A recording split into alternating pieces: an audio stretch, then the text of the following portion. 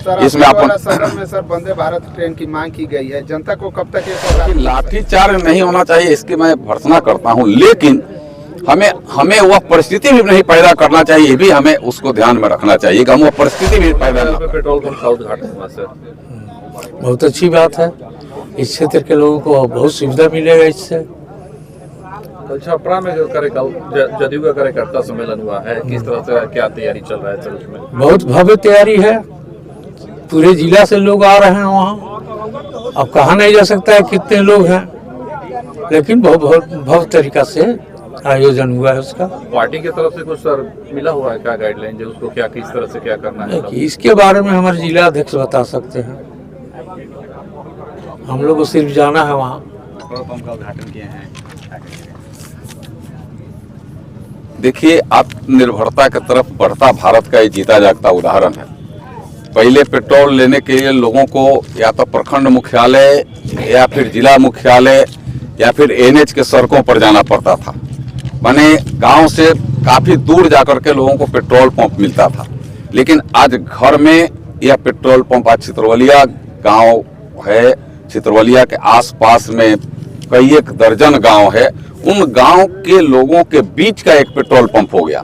लोगों को अब जर्किंग में, टीना में, ड्राम में ले आकर के या पेट्रोल डीजल नहीं रखना पड़ेगा अपने ट्रैक्टर चलाने के लिए, अपना पंप सेट चलाने के लिए। अब जितना जिसको जरूरत होगी पंप पर आएगा, पंप पर से लेकर के अपने काम में लगेगा। ट्रैक्टर वाले ट्रैक्टर में सीधे लेंगे तेल, जाकर के काम करेंगे, फिर घटेगा तो फिर लेंगे। तो एक हमें लगता है कि सुविधा का ये जीता जागता उदाहरण है। और आज पेट्रोल पंपों की संख्या बढ़कर के यह 10 सालों में हमें लगता है कि एक बहुत बड़ा छलांग लगाने का काम किया है। हम हर सुविधा गांव गली गलियारे तक पहुंचाने के लिए सरकार प्रतिबद्ध है, जिसका जीता जागता उदाहरण आज का छितरवलिया में जो नया पंप का उद्घाटन हुआ यह है। अब इसमें लोगों को क्वालिटी की गारंटी होगी, क्वांटिटी की गारंटी होगी कि हम पंप से तेल ले रहे हैं, तो उसका लाभ लोगों को स्वतः भी मिलेगा। पहले जाते होंगे, लाते होंगे जर्किंग में या फिर लोकल बाजार से खरीदते होंगे तो उनको महंगा मिलता होगा, 8 आना 4 आना जो भी महंगाई तो मिलता ही होगा, नाप की भी कोई गारंटी नहीं रहती होगी। लेकिन अब तो मीटर से नापा हुआ उनको तेल भी मिलेगा, सुविधा मिलेगी। प्रधानमंत्री जी का है कि लोकल को वोकल, यानी गांव स्तर के भी जो सुविधाएं उसको ऊपर तक के लोगों को उसका मिले, या फिर बाहर के जो सुविधाएं देश स्तर का वो भी गांव तक जाए। तो यह बाहर की सुविधा जो पेट्रोल पंप जो पहले बड़े शहरों में मिलता था, बड़े जिला मुख्यालयों पर, प्रखंड मुख्यालय पर, आज गाँव में भी यह सुविधा आज मिल रही है और इसका लाभ व्यापक स्तर पर इस गाँव वासियों को होगा। मैं एक ही बात मैं इससे पेट्रोल पंप के संचालक को मैंने कहा हूँ कि क्वालिटी और क्वांटिटी दो चीज आपकी गारंटी होनी चाहिए। क्वालिटी भी अगर अच्छा रहेगा, क्वांटिटी भी अच्छा रहेगा, तो आपको कई एक नहीं, हमें लगता है कई एक लोरी आपको महीने में आपके तेल बिकेंगे और लोगों को इसका सही मायने में सही लाभ और सुविधा भी मिलेगी। इसमें अपन सदन में सर वंदे भारत ट्रेन की मांग की गई है, जनता को कब तक ये सौगात मिल सकता है? देखिए, हमें जनता को ज्यादा से ज्यादा सुविधा मिल जाए, यह मन में हमेशा वो भाव बना रहता है। और उसी निमित्त जब हमें रेल मंत्री से मिले तो रेल मंत्री से मिल करके भी, और लोकसभा में, जो लोकसभा के फोरम पर भी मैंने इसको उठाया कि भाई वंदे भारत ट्रेन जो है आपको यहाँ पे छपरा से ले करके और एकमा उसका स्टॉपेज जरूर होना चाहिए, फिर इधर लखनऊ तक ले जाइए और फिर इधर से सिवान से लेकर के एकमा फिर स्टॉपेज करिए और कलकत्ता तक ले जाइए। यह ट्रेन की मैंने कहा है उनको। अब इसमें जैसे जितने जल्दी हो सकता है, क्योंकि वंदे भारत ट्रेन एक स्पेशलाइज ट्रेन के डब्बे बन रहे हैं, स्पेशलाइज उसके इंजन बन रहे हैं, तो उस सुविधा जैसे होगी वह होगा।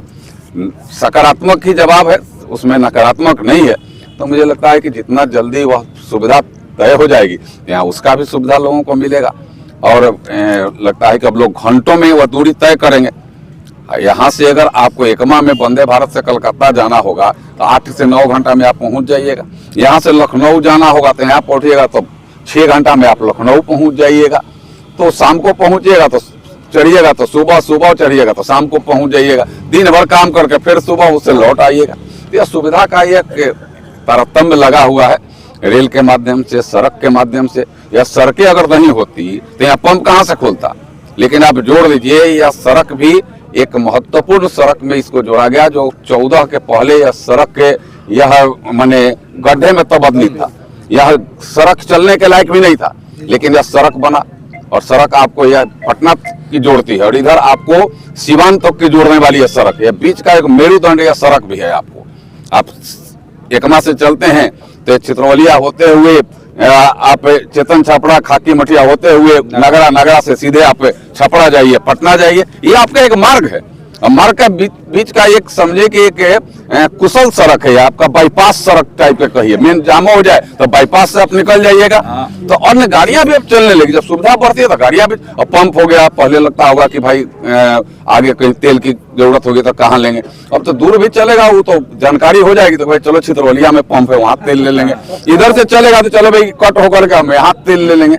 तो यह सुविधा लोगों को ये बढ़ रही है, तो इसका लाभ लोगों को। सर कल बीपीएससी छात्रों पे जो है पटना में पुलिस द्वारा बर्बरतापुर से लाठीचार्ज किया गया है। देखिए लाठीचार्ज नहीं होना चाहिए इसकी मैं भर्त्सना करता हूं, लेकिन हमें वह परिस्थिति भी नहीं पैदा करना चाहिए, ये भी हमें उसको ध्यान में रखना चाहिए कि हम वह परिस्थिति भी पैदा न करें।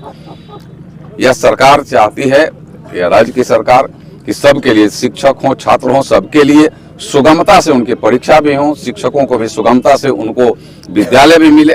लेकिन अपना भी दायित्व जो बनता है उस दायित्व का भी हमें सही मायने में निर्वहन करना चाहिए।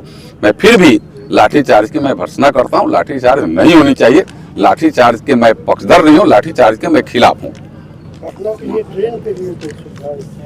पटना से भी होगी, जब आपको कलकत्ता और दिल्ली के हो रहा है तो पटना भी उसमें जुटेगा।